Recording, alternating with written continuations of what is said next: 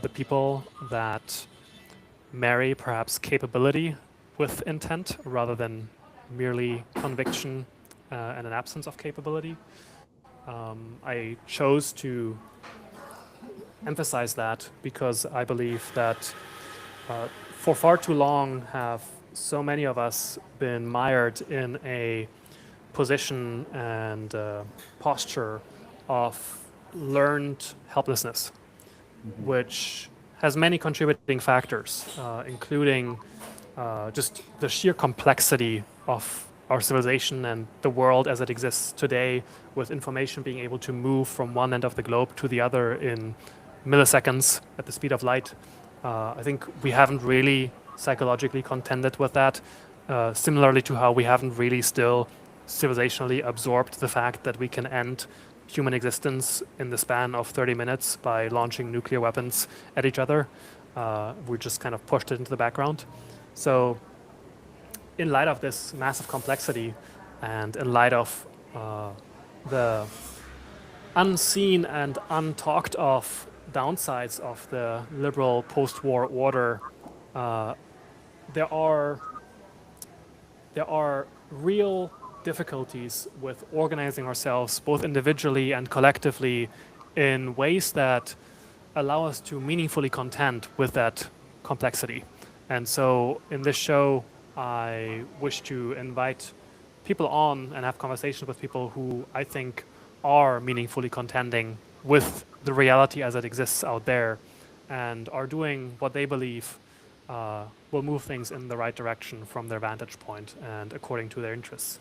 Um, and so today I have on Augustine, or Aidan Hughes, who I got to be introduced to online. I think we met on X when I was doing Modern Minuteman promotion, and I think you happened across my post or somebody shared about it. Welcome to the show, Augustine. Thank you. Yeah, I'm excited. Uh, Great. So this is the third episode, and we had already Ian Burlingham on, who I know is also an influence in your thinking, and then Josh Reeder, who I believe you don't know. But uh, the reason why I wanted to bring you on specifically was that you shared something with me that I found quite interesting. You shared with me a document describing an effort that you're involved in, that you're in fact kind of co-leading with your two partners, I believe, and that's called the Black Tower. Perhaps can you tell the audience what you are doing with this, what it is oriented towards, where it perhaps emerges from, and how you think about it? Yeah, I guess I can kind of start like with my narrative leading into this, like my personal story. Um, I guess like a lot of it, I've kind of grown up in like this kind of Gen Z, like young men calamity, kind of born on the internet, like drowned in pornography, video games, drugs, whatever. Uh, and then when I was going through the school system, it was uh, like like DEI and like things like this. And there's a lot of things, a lot of signals to me that the system was not uh, supporting me or was not like kind of interested in I don't know. It didn't seem that I was the right demographic, and so I was definitely resentful. And I think a lot of young guys are resentful. And so, and we kind of go through like our conservative phase. Like a lot of guys now are like following Nick Fuentes and Andrew Tate or whatever, and just kind of just like lashing out, just like charging in, like swinging their sword around, not really producing anything that I haven't seen anything that's really productive coming from it, other than like I kind of appreciate their like the fact that they're pushing back at least on the culture, but I just think we need to redirect that energy. But basically, I graduated from New York University 2 years ago, and that was like right after the Israel Palestine war had broke out, and like this in the student body, like the Jews and the Muslims were just like fighting each other in the streets, like teachers were getting arrested, and I just kind of had a sense that something was deeply wrong. Like this was not the way things were supposed to be, and so I bought a motorcycle when I graduated, and I rode around the country, kind of looking for light. Actually, you're one of your recent guests I really related to. I forget what his name was, but he was talking about tribal, like kind of bringing back tribal fraternities, and I think he had a similar experience. And the way what I found is actually I found it through I would say definitely Christianity in a big way, and thinkers like Jordan Hall, Jonathan Pajot, and then in person as I was riding my motorcycle around, I was visiting different Christian communities to explore and see, what this thing was. And I ended up in a monastery in Northern California, an East Northern Monastery. And I was only intending to be there for 3 days, but my motorcycle broke down when I tried to leave, so I had to be there for 3 weeks. And Funny how so, that works. yeah, yeah, yeah. So I got a nice dose of holiness, and from there I went in. As I was going around, I've been watching Jordan Hall, his videos, and Jonathan Pajot, and I saw they were having there was a little event they were going to be at together, a feast in Florida. Um, And so while my motorcycle was broken down, I asked the abbot to drive me to the airport, and so he drove me. And so I went and flew to this event, this feast, and I met Jordan, and I met another friend of mine, Maximus, who I'm working with now, he was a Navy SEAL, and now he's a master carpenter. Um, and I kind of bonded with both of those guys, and I heard about Jordan's community in Astral. Some people may know his story, but they basically got hit with a hurricane in the mountains somehow. I don't know how that happens. Maybe some geo warfare or whatever. But uh, it seemed like a good opportunity because I'm definitely a symbolic thinker, and it seemed like a way of experiencing how to rebuild after a flood, which to me was kind of related to our civilizational predicament. So it seemed to me like a kind of like a microcosm. So I asked if I could come there, and Jordan's, said, yeah, yeah, come help out. And my friend Maximus actually let me stay with him, my new friend. And so I lived with him in the mountains for a little while. And he taught me, carpentry and how to shoot. And I was going out with him into the towns, like rebuilding houses, things like that, building little bridges. And I was just studying the scripture the whole time. And I was studying a lot of Jordan Hall's work. And I would like watch his videos, and I would go like get coffee with him, like talk it over with him. And so it was really wonderful. And well, one other thing is I was learning to host feasts, which is the other aspect, I guess. Um, we met at this feast that this guy John Hughes does. He's a Eastern Orthodox guy, but he basically discovered this way of feasting that had been preserved in the country of Georgia. But it goes back about 2,000 years to the Christian Agape feast. But it's like this ritual feast where you, by arranging people at a table and by having somebody at the head and having wine and food and by making toasts, people compare it to a psychedelic experience, but it's done like completely, naturally and basically just through meaning, like through Right. giving meaning to the table. So I was doing that too, like learning to host those tables and doing that. Yeah, so I basically kind of immersed in this environment and, was learning practical skills, like learning to build, like learning to shoot. I was cutting down trees with chainsaws and doing carpentry. And then I was also learning, theology. Like I was reading the Bible every day, learning theology, going to church, praying constantly, and then philosophy, with Jordan, and then also this kind of leadership role, like at the head of the table. And it was really, really transformative, man. I guess, and then there's one other. So the idea with this is that what me and my friend Maximus thought we should do is like maybe expand this into something that's more structured. Because I kind of another thing I loved about your last guest, you was talking about like entrepreneurs and intrapreneurs. Like I'm definitely more of a pioneer type of guy, and I realize I kind of would like expect other people to like just do like my friends are like, oh, how can I like get out of this? Like I'm like feel stuck. I'm like, man, just get a motorcycle and like get out. But not everybody can do that. I'm realizing. So what I'm trying to do now is kind of provide an environment for people who maybe have like a little bit less faith, like are kind of need to see more clearly the light at the end of the tunnel. Um, and so that's what we're working on, and that's basically the document that I sent you is kind of our initial like, putting all of our thoughts together. This is what we're presenting to sort of people who are like ready to receive it. Um, and now we're working on something which can maybe bring it down more to earth to people who aren't like at the level of thinking that you are of like civilizational crisis. More people, maybe people who like can see the problems but don't know how they all connect yet. And we're hoping that we can say, hey, we have something that can be at least a step towards a solution, which is to uh, to form the people who are capable of solving these problems. Um, so yeah, that's pretty much what I'm doing. Very interesting. May sound totally left field, but I will ask it anyway. Can you do you have a can you remember a first memory? First memory of my life. Yes. That's a good question. Um,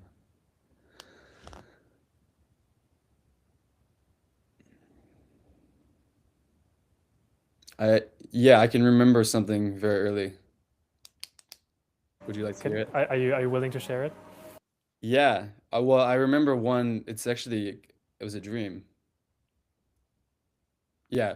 So I had a dream when I was like 3 or 4, and there was basically a woman in my room, and I just kind of felt this warmth coming from her. That's what I just remember that, just this woman, but it was like a spirit, like she was some sort of angel or something like that. I just have that memory of like this woman in blue. Um, and what basically I did is I went and told my parents about my dream, and they're like Catholics, like very religious Roman Catholics, and they're like, "Oh, you met Mary, like she came to you." And so I actually believe that. Just because it's beautiful to me. Uh, so yeah, I have that memory. Yeah. I I ask this just trusting my instinct. I think one of the issues that befalls young men as well is this. Additionally to the things that you already sketched out, is this uh, difficulty of uh, marrying their analytical capabilities with their intuitive uh, capabilities, or their intuitive grasp of things. And I have gotten great purchase from giving both of these ample leeway to influence my actions. And in some sense, uh, we know from Jung and many others as well that our subconscious can be a powerful source of guidance if we offer it offer it inclusion in our consideration. And it may not necessarily be just the unconscious. Maybe there are other messages from uh, other realms that come through that vector. So I, I do have a kind of set of uh, symbolic uh, archetypes or kind of relationships between different things that have personal meaning to me that I have had either in dreams or in kind of visions or kind of active imaginations, if you want to kind of take the more psychological language to describe it. And so we often underestimate the power that these things hold, and also that we are rarely doing other things than just acting out the drama of a particular pattern that entered our lives, and that we then end up repeating again and again until we can discover the thing that it was trying to teach us, so that we can move on to the next level, if you will. So I don't know that this is relevant, particularly this particular dream is relevant to what you're doing now, but my suspicion is that we can't help but unite all of the aspects of our lives in the present moment by their various contributions to how we actually move through the world. So, in any case, so you grew up religious, or your parents were religious. Did you have uh, a kind of arc that where you fell away from that and Yeah. then re-entered that, or yeah? Yeah, definitely. I'm from Indiana, from Indianapolis, and when I came to New York City for school, there were a lot of challenges that I couldn't address. Um, and so, I mean, at one point, I basically was like, okay, I'm just gonna like start from scratch, as if I never believed, and see if I can make my way back. I don't know if that was the right move, but it definitely led to some trials, but I did make it back in the end. Yeah. So I did have that arc for sure. Yeah, definitely when I was growing up, was very much a believer, you know. And did that? I think your age arc might not exactly line up with this because with the new atheist stuff. Because I personally, I am millennial. I was born in '93, and for me, kind of my coming of age, like 15, 16, in that age range, was when the new atheist stuff was very much kind of mimetically dominant. Yeah. Like the Christopher Hitchens, Richard Dawkins, that kind of stuff. And I do remember watching a lot of that stuff online on YouTube and actually mostly connecting with Christopher Hitchens just because I was awed at the ability he had to put words together in service of his of his arguments. Yeah, yeah. That kind of brilliance. So, was that a factor for you? Like, was that the nature of falling away from it, or what was that? Yeah, yeah, I think so. I was definitely into Sam Harris. I was doing his meditations, his mindfulness, that kind of thing. Yeah, I think that like kind of doing the Sam Harris stuff was definitely a big factor in And learning that side of things. and what to you even opened that door to falling away? Like, did it lose legitimacy in your eyes because it wasn't able to answer real world questions, or like what made that door open, if you will? I mean, the first thing that comes to mind is my own weakness, like the enticements of the world, and like and being in New York City as a young man, like at school, and I was in Greek life, so it was like a frat boy, you know. Uh, but there's probably like a more intellectual answer. Uh, yeah, I think from what you said though is true too. Like, I think definitely like I didn't have answers that could cover my experiences. Like, I didn't have enough wisdom from my understanding of the tradition I'd been raised in, which was limited. Gotcha. Yeah. Yeah, I I think that speaks to this wider trend that I see what you're doing with Black Tower being to some extent a response to it. Like there's a break in the chain of passing on relevant knowledge and perhaps even cosmological understanding to the younger generations.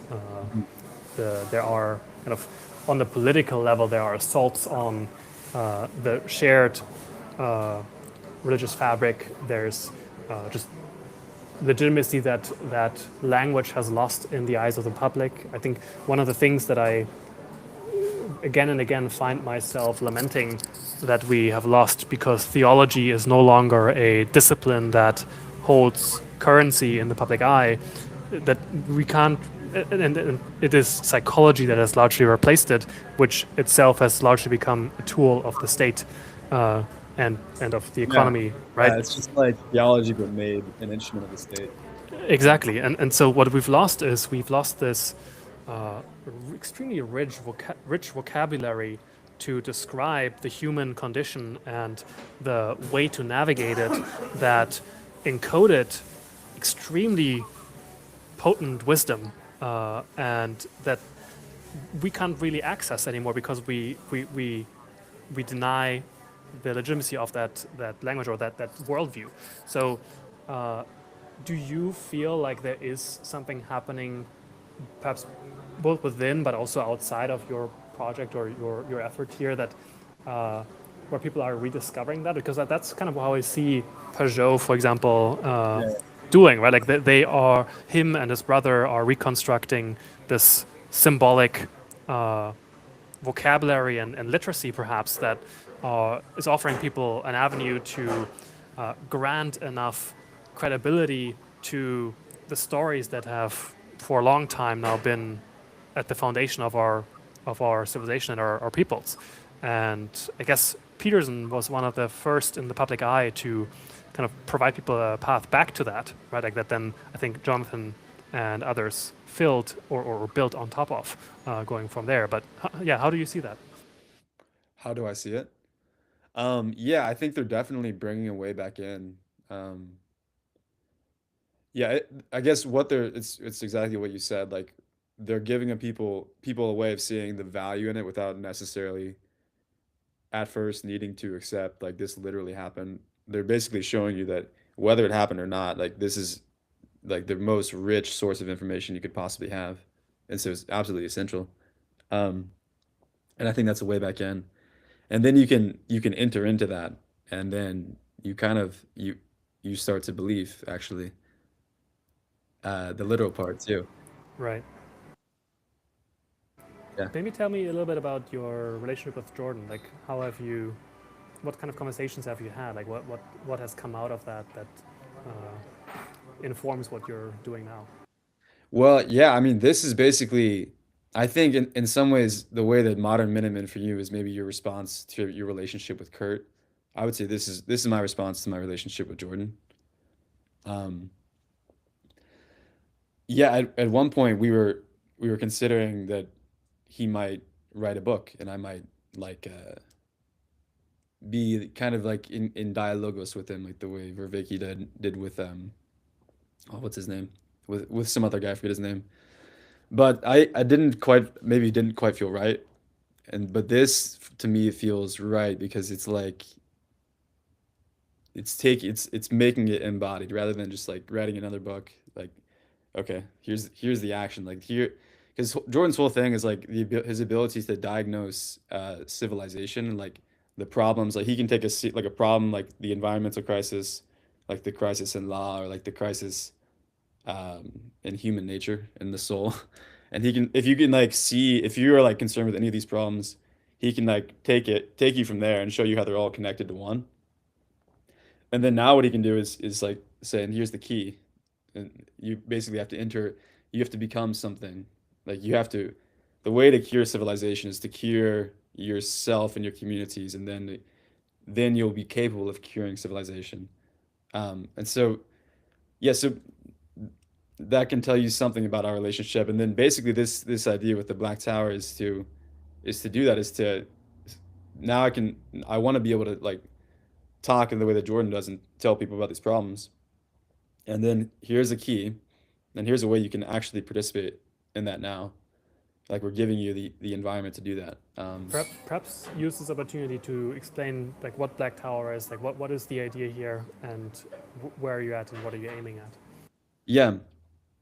So I mean, I think in terms of like wisdom and power, like you have to have capability to. I mean, we know that our civilizational structures are crumbling, so you need to be capable of building the new ones or replacing them.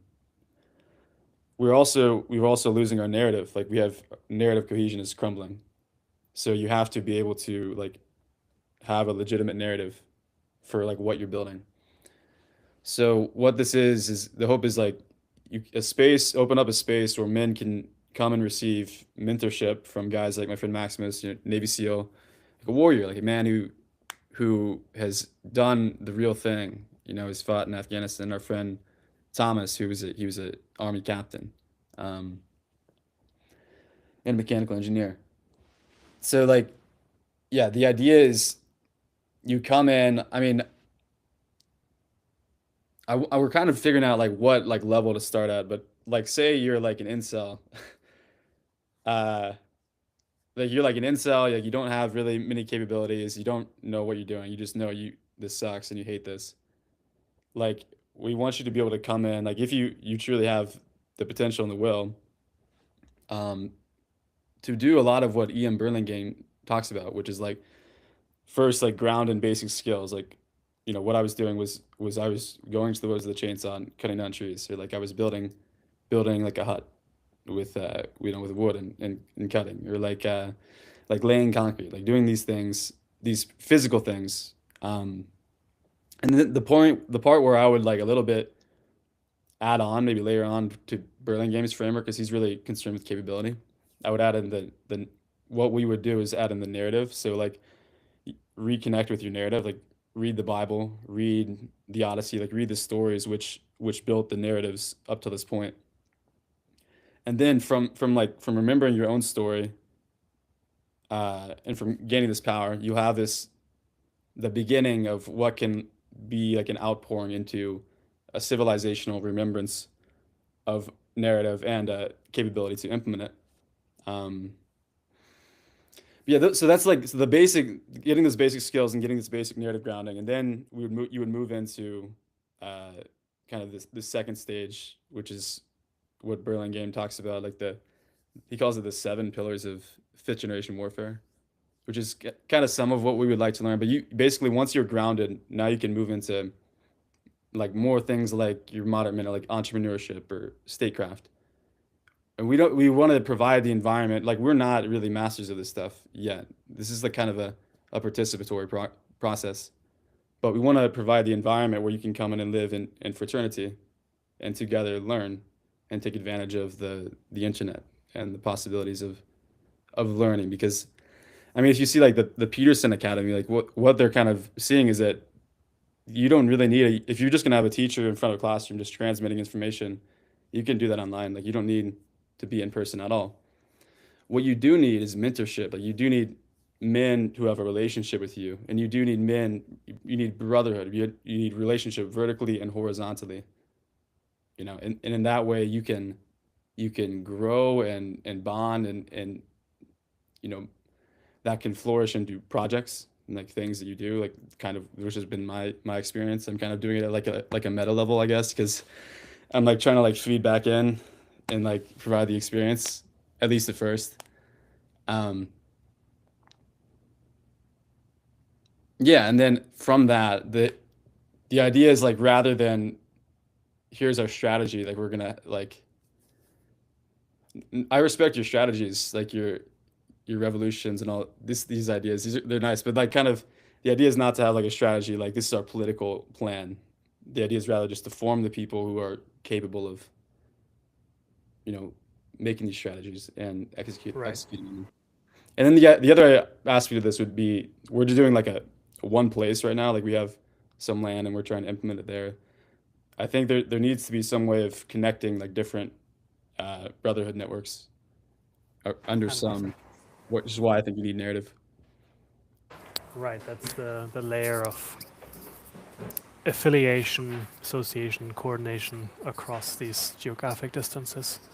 I mean, yeah, it's also what religion provided in the aftermath of the axial age, right? Like religions arose, at least in the form we know them today, to offer people a path to deal with the collapse of their societies, Yeah. and it's very much relevant today. I read an article, I think, yeah, today. I'll send it to you after this as well. I think you might enjoy it. Where this guy I've been following for a number of years now writes about how in the Bible there is a lot of symbolically rich patterns that you can find, and but more importantly, or what's relevant to this conversation is that John the Baptist, the apostle John. Which I, one? They're different. sorry. Okay, I'm. This is where I'm out of my depth because I'm not actually very Oh, literate no, in the okay. Bible stories, but I'm a beginner too. it's the apostle John, not John the Baptist. Okay. And he was talking about John as being somewhat separated from the other apostles as the form in which the church renews itself.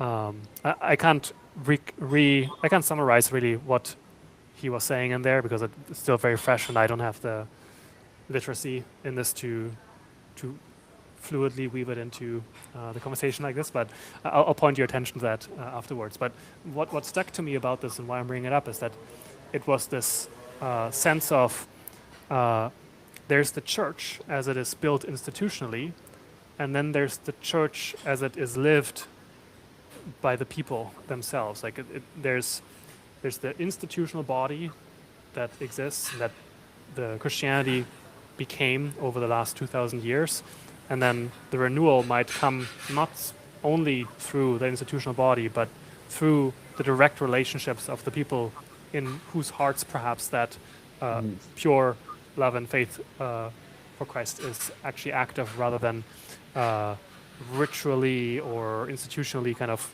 encultured. So Yeah. yeah, I don't know whether that sets anything off for you, but I found that quite interesting. Yeah, for sure. I definitely, in the way that I think about it, it's kind of what I see is I see like the bottom up more right now than I do the top down. Um, I guess that's another aspect I can touch on is like the idea. What I'm interested in is helping, like supporting communities that are living that way, like places where the spirit is there, like the spirit of life, like where people are happy and joyful and they're living in community.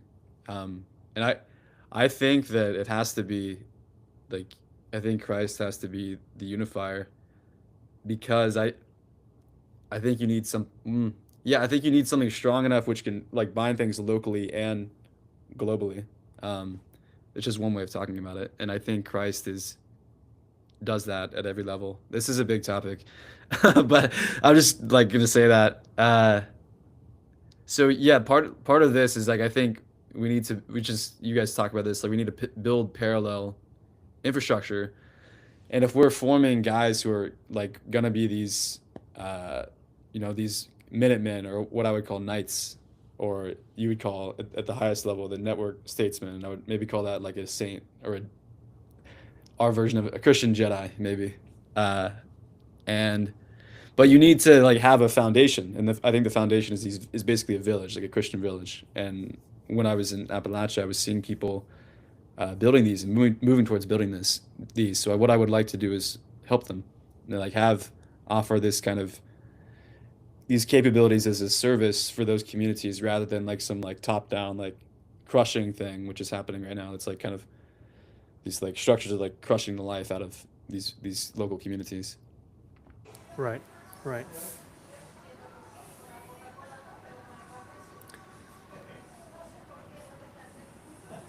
What do you think, Maurice? Do you agree? Say again. What do you think? Do you agree? I do agree. I mean, that's essentially what I'm doing as well. In some sense, this is simple humility. It's recognizing that my influence, all of our influence is limited, limited by time, limited by resources, limited by attention, and I would rather constantly reassign my attention to the real scope of my influence than the imagined scope of my eventual possible potential influence and therefore stay in the mind. And so Yeah. what I'm doing with my Minuteman, and in fact, I was originally, or I was interested in writing a book on Modern Minuteman, right? Like, or just writing a book, yeah. And I chose to delay that because I went through 15 drafts like very, very quickly. It's so But many, man.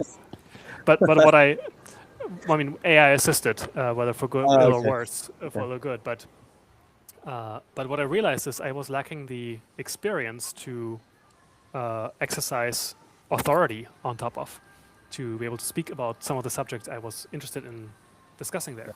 And so now I'm just playing the experiential game forward, like doing more real world things, and then essentially reporting on my experience and offering tools that I Yeah. found valuable in that light, rather than attempting to treat this intellectually at a disembodied analytical level and Yeah. then making claims about that I can't really back up. So I think in that sense, this is the game, right? Like and especially in our time of massive sources of distraction and this like incoherence that are constantly tugging at us. That's really the context in which my project also was conceived. That I think that there were the Minutemen of old, yes, but they were not really in a highly contested second to second information environment that was available to them at the like on their phone right in front of them.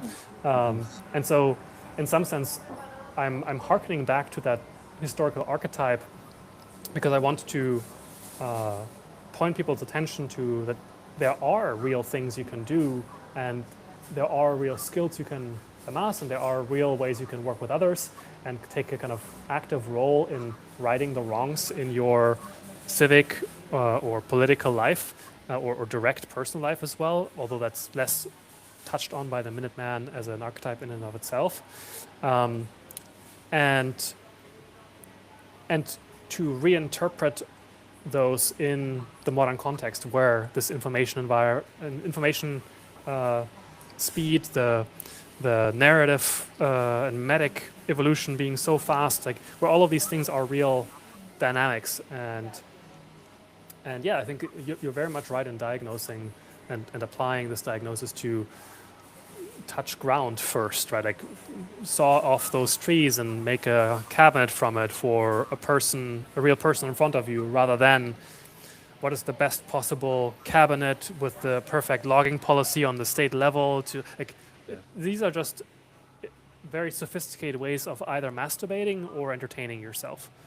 A lot of the time, when they come in the way of doing things that are of real value, whether spiritual or material, to real people in your life.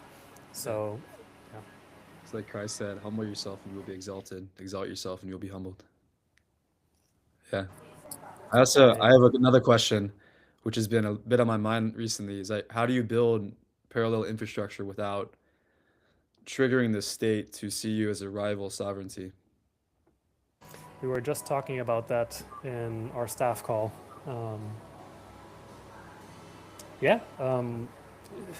On some level, the question implies that you're not fine with whatever outcome God kind of lays in your path, or could. This is a bit facetious, but on another level, it's very real and pragmatic, right? You want to serve the people. I mean, in some sense, this is actually exactly the story of my own arc that I have been on for the past, 15 years or so. Like, for me, more than that, my real awakening or initial starting point, like where my cosmological dome broke, was the 2007, 2008 financial crisis. Because it didn't really financially affect my family in some serious way. But what it did produce in me was this real world perception that, the people that are nominally in positions of power, whether political or economic or otherwise, they're not automatically competent, they're not automatically well-oriented, they're not automatically moral, they're not automatically truthful. And so this, to me, set me on this path of, if the people in supposed charge are not actually these things, then I actually have to pay attention to the edges, the fringes, the heterodox sources of information rather than the mainstream, if I want to be in a real relationship to the forces and dynamics out there in the world.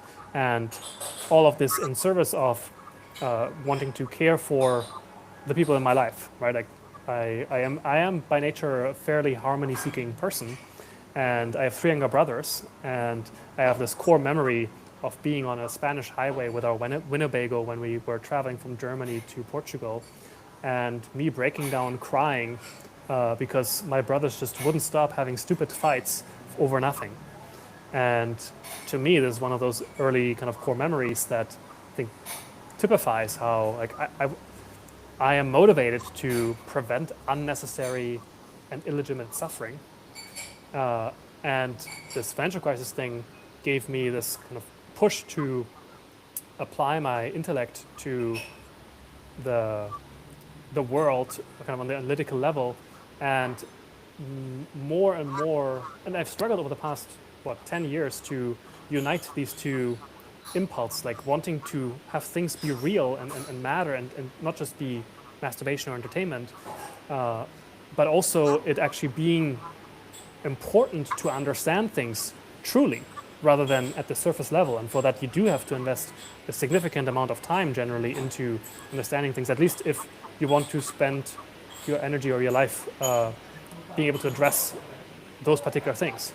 And so, Modern Minuteman has become for me a vehicle now of making everything I do touch ground and actually flow into real relationships I have and real people. And in fact, with my most recent cohort, the second one that I did, I learned a number of things. Like, for example, that few people are actually self-directed enough to meaningfully take advantage of what kind of buffet of value I was putting on their plate. And also few people had the time or ability to work well together with strangers they just met on kind of shared interests. Like this kind of at this crew concept of putting people into a crew and then having them work together throughout the duration of the program. And that worked for people who had a pre-existing relationship and strong shared interest and intent, but for people who were strangers to one another, it didn't work at all. And so this is just another example of like Yeah. trying things out and having them touch ground and see, oh, this is actually not how reality works, or I was missing this thing, and then adapting from there. For sure. Nice. Yeah. So do you have people who you are in touch with who like you're doing this thing with beyond the kind of core of these three of you? Yeah. Yeah, we have some guys who are interested in coming and living with us, kind of going through the training, and who have their own kind of unique contributions that they can add to this tribe. And then we're talking to basically investors, like guys who are uh, Jordan described it more as we're looking for enrollment right now, like people who are, rather than looking quite to get a big chunk of money, more people who will give money but also want to be spiritually invested. So we're talking to a few guys like that, and a couple mentors. And what we're doing now is, now we're kind of, once now that we've sort of established a little bit of like an extended team, we're trying to now kind of expand and get the money to actually build this thing. Um, so yeah, we have an extended team, and yeah, also other guys who are interested in teaching. Like we want to bring in guys who have unique kind of things, who aren't maybe not going to be like leading the group like my friend Maximus would be, but like would come in for a week or for a weekend and come teach something like psyops defense, like our friend Grim Grizz, if you know who that is. Uh, so yes, that's my answer. Great. If somebody wanted to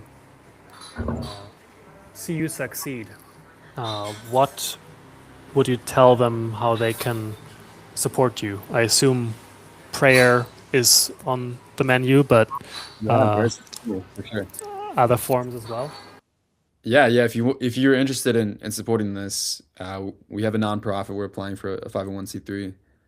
But yeah, just reach out to me on Twitter, on X, through my DMs, Aiden Hughes 8. This is my first time talking about this publicly, so there's not much out there yet, but there will be more soon. But yeah, I if think you are, please reach out. And I if you think want to, if you're that's interested in joining too, that would reach out. And if you're interested in maybe leading a group of young men, also, please reach out.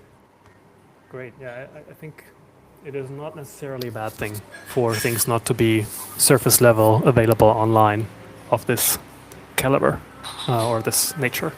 I think this is one of the answers to your question earlier.